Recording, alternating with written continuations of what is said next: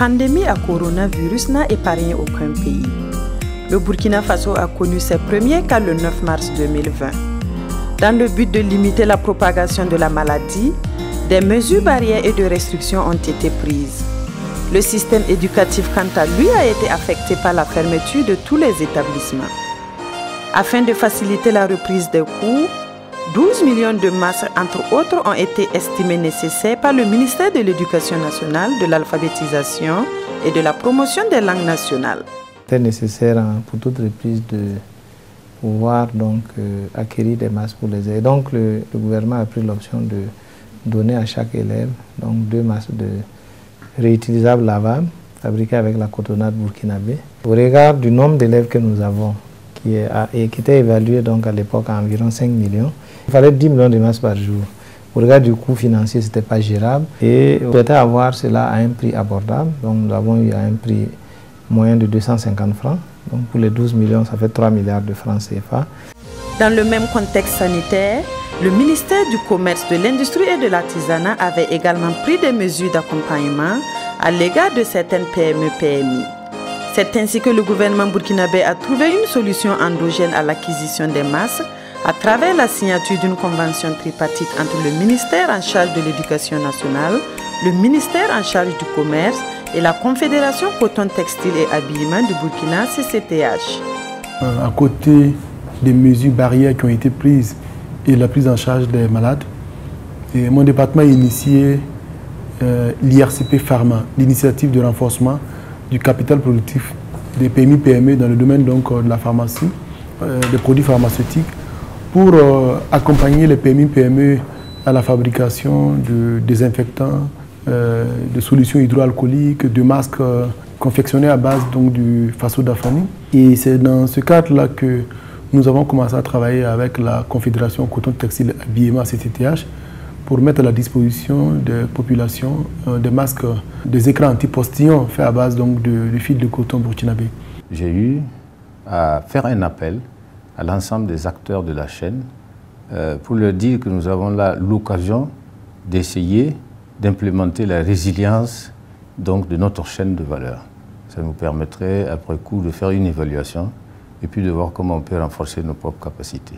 Les masques confectionnés répondent aux normes de qualité édictées par l'Agence burkinabé de normalisation ABNORM. Ils protègent non seulement contre le virus, mais aussi contre la poussière. L'ABNORM était chargé de vérifier la conformité des tissus utilisés pour la confection des masques et aussi les masques en tant que tels.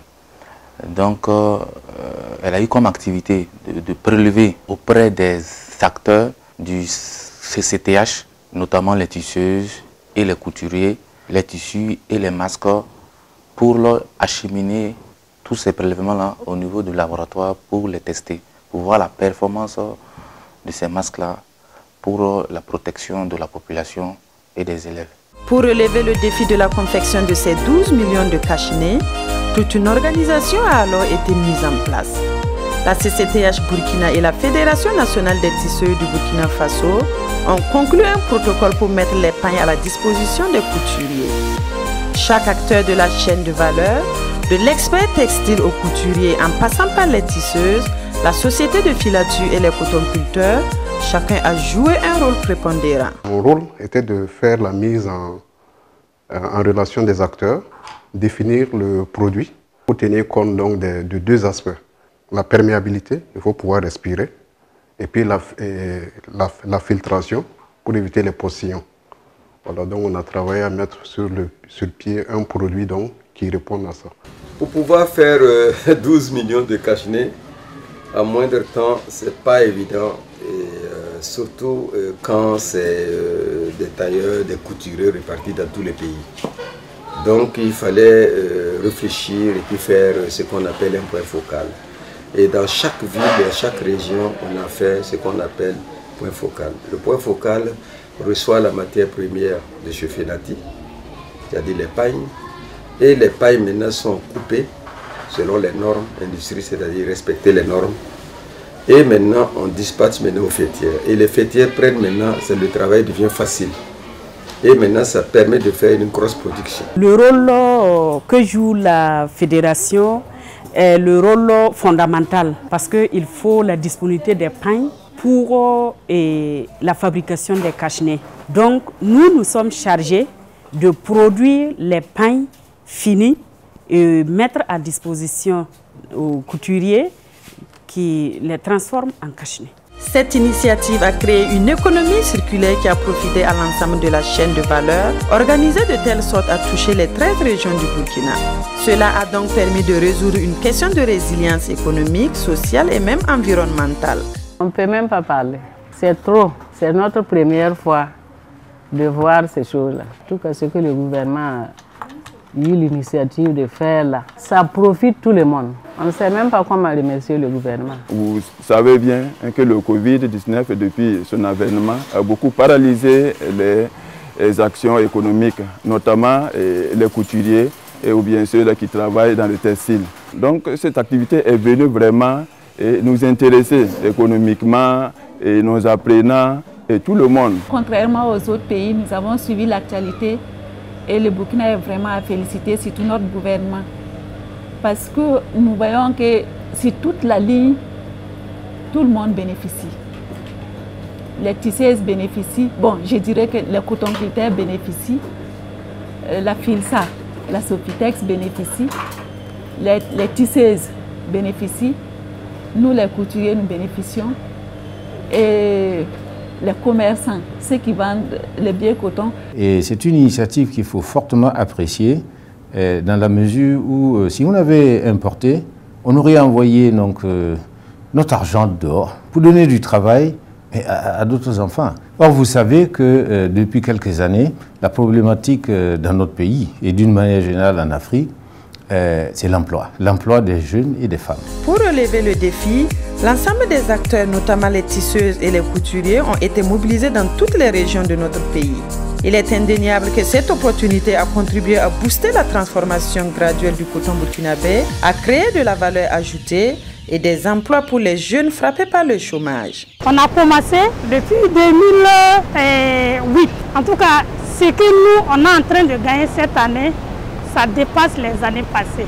Ça nous aide à donner beaucoup d'emplois aux filles, aux femmes et aux jeunes. Il faut dire que rien que sur la ville de Réau, nous avons quelque chose de 30 à 40 chefs d'entreprise. Je dis bien chefs d'entreprise parce que derrière chaque chef d'entreprise, il y a les ouvriers, il y a les employés de son atelier et qui font le travail.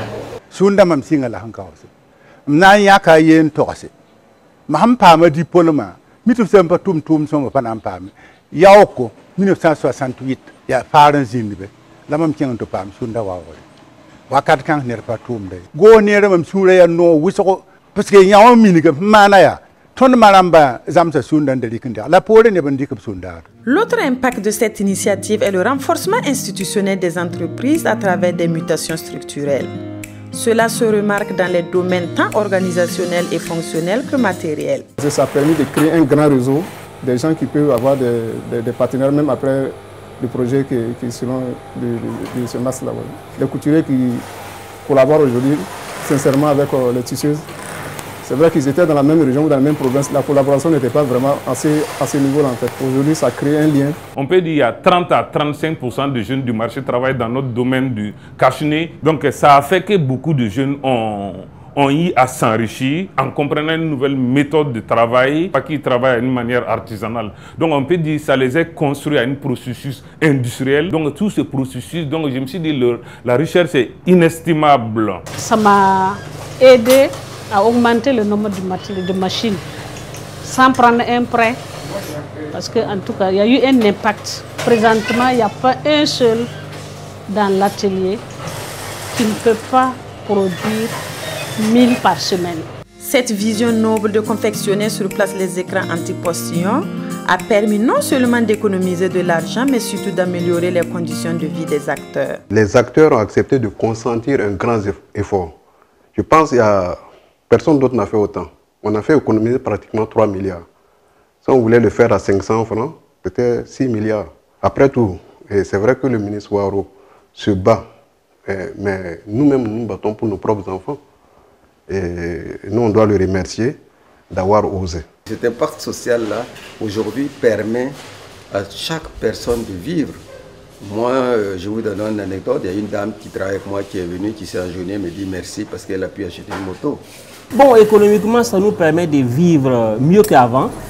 Oui, parce qu'on avait du mal à s'en sortir compte tenu de la crise économique d'abord qui était déjà sur place au pays, et compte tenu du contexte d'insécurité qui régnait. Et comme je ne cesse de le dire, ça doit faire école dans les autres pays africains. Nous pourrons vous dire qu'il y a des dames qui ont pu acheter même des vélos pour leurs enfants. Ils ont acheté encore d'autres équipements de couture tels que les machines à coudre.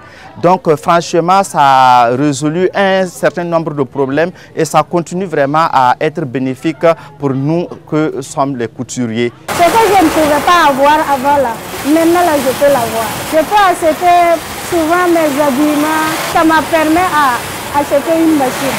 Donc je me débrouille à la maison. Comme toute initiative, la mise en œuvre de ce projet a été émaillée de difficultés. Mais cela n'a nullement entravé l'atteinte des objectifs. La quantité au début c'était un peu, on avait un peu des problèmes parce que les femmes n'étaient pas bien adhérées avant. Peut-être qu'ils pouvaient venir pour prendre des pains livrés à un tarif, il n'y avait pas de pains. Mais maintenant, à chaque soir, on a des sacs ou plus. L'idée du gouvernement burkinabé de trouver une solution endogène aux problèmes de protection contre le Covid-19 est salutaire. Le souhait de tous, c'est de voir naître d'autres initiatives. La manière que nous, on a entrepris les Cachenet en train de s'organiser pour travailler, si on mettait les tenues des scolaires en place pour accompagner les couturiers, vous allez voir qu'il y aura plus d'amélioration. Il faut que par ces Cachenet, l'État découvre qu'il a du potentiel derrière lui, qu'il peut bien exploiter. Je veux parler des tenues de nos braves soldats qui se battent au front. Nous pouvons contribuer à cela et dans la production des tenues. Il y a les blouses de nos infirmiers. Si on met l'accent sur l'éducation et la formation, le secteur textile va décoller au Burkina. On serait capable, je pense, dans les années à venir, de créer, en tout cas à mon avis, dans les 5 ans à venir, on peut créer peut-être près de 500 000 emplois directs. Rien qu'en faisant la promotion du tissage semi-industriel. En termes de perspective, des projets sont en cours pour améliorer l'efficacité de la CCTH et renforcer son maillage du territoire. La réflexion est en cours pour le système éducatif en discussion avec le ministère en charge du commerce. Et effectivement, moi je suis favorable à ce que pour les tenues scolaires, on puisse avancer avec la coloniale burkinabé. Ça a l'avantage de développer ce secteur, mais surtout d'impacter la petite économie burkinabé. Et chacun il gagne, il trouve son compte. L'option pour une solution endogène de lutte contre le Covid-19 à travers la fabrication des cachenets en coton local a été salutaire et efficace. Elle a permis la reprise des coûts, évitant ainsi une année blanche. Elle a également permis l'économie de devises et la valorisation du coton local. 7000 tisseuses et environ 4000 couturiers ont bénéficié d'un montant total de près de 3 milliards de francs CFA. Le ministère en charge du commerce, celui en charge de l'éducation nationale ainsi que le ministère en charge des finances peuvent se réjouir de cette vision patriotique porteuse d'espoir pour une dynamisation de la filière coton, textile et habillement du Burkina Faso.